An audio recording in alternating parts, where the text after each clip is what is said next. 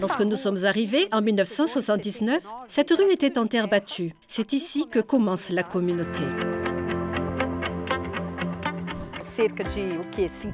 Une cinquantaine de familles vivaient ici.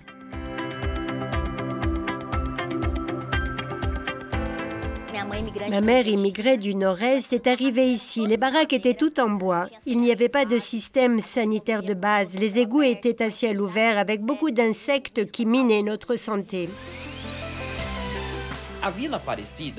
Villa Aparecida est située dans le district de Pedreira, au sud de la ville de São Paulo, et compte environ 145 000 habitants. En 1979, un groupe de jeunes est allé à la rencontre des habitants de la communauté. Et de cette amitié est né le projet de reconstruction des maisons.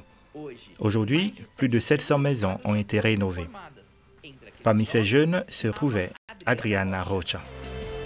Je me suis rendu compte que le fait d'être ici, en train de réaliser des projets, de vrais projets concrets, pour la construction d'une maison, pour des activités avec les enfants, était pour moi une expérience aussi esthétique que celle que je pratiquais dans mon atelier. Parce qu'ici, je construisais aussi des formes, peut-être pas les mêmes que celles que je construis dans ma peinture, mais je construisais des formes dans le tissu social.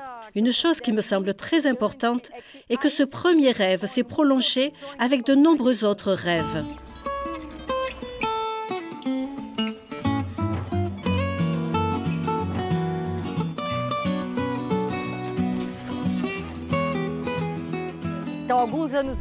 Quelques années après notre arrivée, un groupe d'amis a proposé la création d'Afago, une organisation civile qui s'occupe des enfants et des jeunes.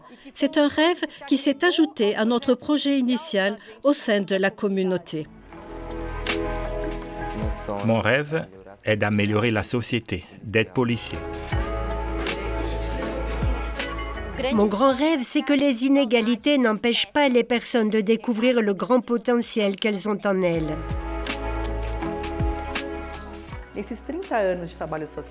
Au cours de ces 30 années de travail social, Afago a déjà aidé 4 510 enfants et adolescents.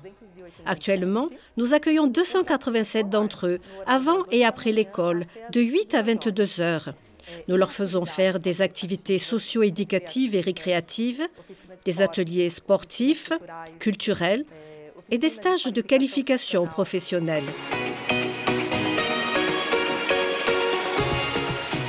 En plus de ces activités, Afago offre à ses enfants un espace accueillant où ils peuvent recevoir de l'affection, créer des liens et des amitiés qu'ils porteront avec eux pour le reste de leur vie.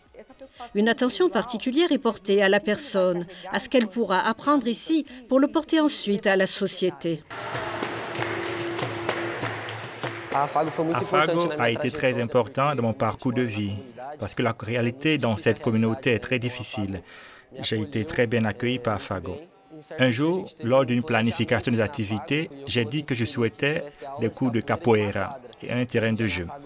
Aujourd'hui, Afago dispose d'une aire de jeu et des cours de capoeira. J'enseigne la capoeira à plus de 300 enfants. Je suis aussi un athlète et je porte cet art de la capoeira dans de nombreux endroits de la ville de São Paulo. J'ai participé à Afago, mon frère, mes cousins, mes voisins, eux aussi ont participé à Afago. Afago a marqué nos vies. C'est merveilleux de savoir qu'il existe ici, dans notre communauté. En effet, il nous a permis de voir de nouvelles possibilités, des opportunités, et nous, avec d'autres, avons dit « oui, nous pouvons le faire ». Ce sont deux expériences qui, dans ma vie, se complètent, car mon travail ici enrichit sans aucun doute ma pratique artistique. De la même manière que mon travail de peintre apporte un grand soutien au travail que je fais ici.